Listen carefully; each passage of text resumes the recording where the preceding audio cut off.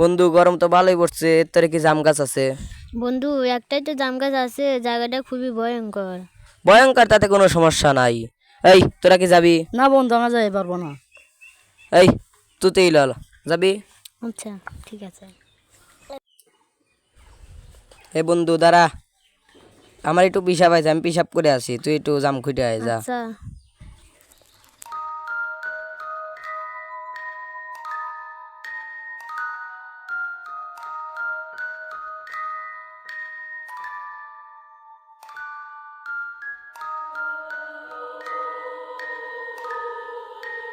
বন্ধু, ও বন্ধু তুই কোনে?